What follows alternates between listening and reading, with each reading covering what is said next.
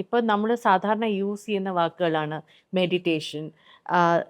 പറയാ നമ്മള് നമ്മുടെ മൈൻഡ് അല്ല നമ്മൾ എന്നുള്ളൊരു ഒരു സോളോ അല്ലെങ്കിൽ ഒരു കോൺഷ്യസ്നെസ് എന്നൊരു എലിമെന്റ് ഉണ്ട്.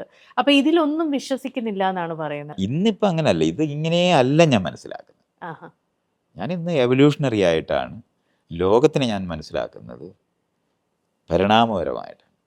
അതിന് ശാസ്ത്രത്തിൻ്റെ അറിവുകൾ മാത്രമേ ഞാൻ ഇന്ന് ഉപയോഗിക്കത്തുള്ളൂ. ഓ, ഇതെല്ലാം പഴയകാല കൺസെപ്റ്റുകളായിട്ടാണ് ഞാൻ കാണുന്നത്. അല്ലാതെ കോൺസെപ്റ്റ് ആയിട്ടാണ് കോൺസെപ്റ്റാണ്. ഈ മെഡിറ്റേഷൻ പോലും. മനുഷ്യർ മാറി ഒരിടത്ത് ഇരിക്കുന്നു. ഇപ്പം നമ്മൾ എക്സർസൈസ് എന്ന് നമ്മൾ പറയത്തില്ലേ, വ്യായാമം. ആ വ്യായാമം പണ്ട് കാലത്ത് ഒരു ജീവിക്കും ചെയ്യണ്ട. കാരണം ഭക്ഷണം തേടുമ്പോൾ സ്വാഭാവികമായി എക്സർസൈസ് കിട്ടും. കിളി പറക്കണം ഭക്ഷണം തേടണമെങ്കിൽ, മാൻ നടക്കണം പുല്ല് തിന്നണമെങ്കിൽ, ഉം.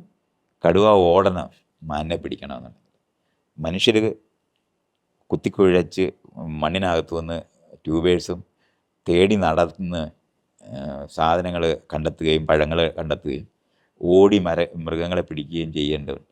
അവിടെ എക്സസൈസ് നടക്കുന്നുണ്ട്. എക്സർസൈസ് എന്ന് പറഞ്ഞ ഒരു വാക്ക് ആവശ്യമില്ല. ഇല്ല. നമ്മൾ കൃഷി ചെയ്ത് വേറെ ആളുകളെ കൊണ്ട് ഭക്ഷണം ഉണ്ടാക്കുന്ന സമയത്താണ് നമ്മുടെ ജീവിതത്തിൽ നിന്ന് എക്സർസൈസ് പോയത്. ഓക്കെ അപ്പോഴാണ് നമ്മൾ എക്സർസൈസ് എന്നുള്ള വാക്ക് കണ്ടുപിടിച്ചത്.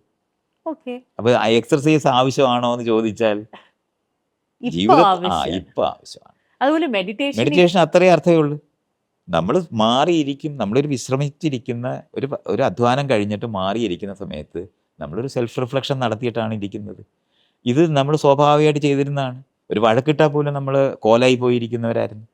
അവിടെയാണ് നമ്മൾ പോയി വീട്ടിലൊരു വഴക്കുണ്ടായ ആളുകൾ അവിടെ പോയി, കുട്ടികളായാലും അവിടെ പോയിരിക്കും, സ്ത്രീകളായാലും പുരുഷന്മാരായാലും ആ മൂലയ്ക്ക് കാണും എന്നൊക്കെ ആൾക്കാർ പറയും. അങ്ങനെ മാറിയിരിക്കുക എന്ന് പറയുന്നൊരു സാധനം മനുഷ്യർ ചെയ്യുന്നതാണ്. ആ ചെയ്യുന്നത് ജീവിതത്തിൽ ഒരു സമയത്തും ചെയ്യാൻ കഴിയാത്ത നിലവാരത്തിൽ ജീവിതം ബിസിയായി മാറിയപ്പോഴാണ് നമ്മൾ ഇതിനു വേണ്ടി പ്രത്യേകം എന്നാൽ എക്സർസൈസ് എങ്ങനെ ചെയ്തു എന്ന പോലെ തന്നെയാണ് മെഡിറ്റേഷൻ. നമുക്കൊരു സ്പിരിറ്റ് ഇല്ല എന്നാണ് പറയുന്നത്, ഒരു സോൾ നമ്മൾ ഇല്ല അത് എന്നാണ്. അത് അകത്തൊരാളുണ്ടെന്ന് തെറ്റിദ്ധരിച്ച മനുഷ്യരുടെ ഉത്തരങ്ങളാണ്. ഇപ്പം ഈ കാണുന്ന കപ്പ്, നമ്മളായിരിക്കുന്ന കപ്പ്, ആ കപ്പിനകത്തെ നമ്മൾ അതിനെ കപ്പെന്ന് നമ്മൾ വിളിക്കുന്നത്. പക്ഷെ അതിൻ്റെ ഏത് മൂലയിലും ഇത് വേദാന്തികൾ പണ്ടേ പഠിപ്പിക്കുന്നതാണ്, കളിമണ്ണ് മാത്രമേ അവിടെ ഉള്ളൂ. കളിമണ്ണിൻ്റെ ഒരു രൂപം മാത്രമല്ലേ ആ കപ്പെന്ന് പറയുന്നത്. ഈ ഇതേ കളിമണ്ണ് നമുക്ക് ചട്ടിയാക്കാം, കലമാക്കാം. അപ്പോൾ വ്യത്യസ്തമായ ഉപയോഗങ്ങൾക്ക് വേണ്ടി അത് ഉപയോഗിക്കാൻ പറ്റും. ഈ കളിമണ്ണിൻ്റെ ഒരു രൂപമാറ്റത്തിനെയാണ് നമ്മൾ കപ്പെന്ന് വിളിക്കുന്നത്. ഒരു ബാക്ടീരിയ എടുത്താലും അതിനകത്ത് ആ ചേരുവയ്ക്കകത്താണത്. അതിനെയാണ് എമർജൻസ് എന്നാണ് പറയുന്നത്. അല്ലെങ്കിൽ മലയാളം പറഞ്ഞ ഉരുത്തിരിയുക, സംസ്കൃതം പറഞ്ഞ ആവിർഭവിക്കുക എന്ന് പറയും. അത്രയും ചേരുവകൾ ചേരുമ്പോഴവിടെ പ്രത്യക്ഷപ്പെടുകയായി. ആ പ്രത്യക്ഷപ്പെടുന്നത് എമർജൻറ്റ് പ്രോപ്പർട്ടിയാണ്. ആ എമർജൻറ്റ് പ്രോപ്പർട്ടി എന്ന് പറയുന്നത് അതിൽ നിന്ന് ഭിന്നമായി ഉണ്ടാകുന്നില്ല. അത് നിങ്ങൾ കാറിനെ എടുത്താൽ കാറിൻ്റെ പാട്ടെന്നാണ് നമ്മളിപ്പോൾ പറയുന്നത്. പക്ഷെ ആ പാട്ടിൽ നോക്കിയാൽ കാറ് കിട്ടത്തില്ല. എല്ലാം കൂടി അതിന് ഇണങ്ങിച്ചേരുന്ന ആ സമയത്ത് പ്രത്യക്ഷപ്പെടുന്ന ഗുണപരതയാണ് കാറിനകവും യാത്ര ചെയ്യാനുള്ള കഴിവ്.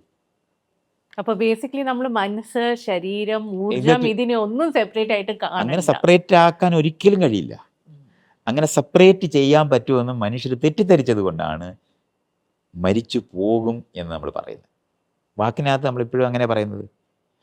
ഇവിടുന്ന് ശരീരത്തിൽ വസിക്കുകയാണെന്നാണ് ഭഗവത്ഗീതയിലൊക്കെ അങ്ങനെ എഴുതുന്നത്. ഉടുപ്പ് മാറുന്ന പോലെ ആ ശരീരം മാറുന്നതാണ്. അകത്തൊരു ജീവനുണ്ട്, അല്ലെങ്കിൽ ആ ജീവൻ്റെ സൂക്ഷ്മവശങ്ങളെ ആത്മാവെന്ന് വിളിച്ചിട്ട് അത് ഇറങ്ങിപ്പോയി താടിക്ക് കൈയും കൊടുത്ത് ഇങ്ങനെ ഇരിക്കുമെന്നാണ് വിചാരിക്കുന്നത്. ഈ തെറ്റിദ്ധാരണയിൽ നിന്നാണ് ലോകത്തെ നമ്മൾ ഈ പറയുന്ന സ്പിരിച്വൽ എന്ന് പറയുന്നത് മുഴുവനും ഉണ്ടായത്. സ്പിരിറ്റ് എന്ന് നമ്മൾ പറയുന്നത് അതുകൊണ്ടാണ് സത്ത് പോയി എന്ന് പറയുന്നത്. ചത്തുപോയി എന്ന് നമ്മൾ പറയുന്നത് സത്ത്, ഈ ശരീരത്തിനൊരു സത്തുണ്ടെന്നാണ് അവർ വിചാരിക്കുന്നത്.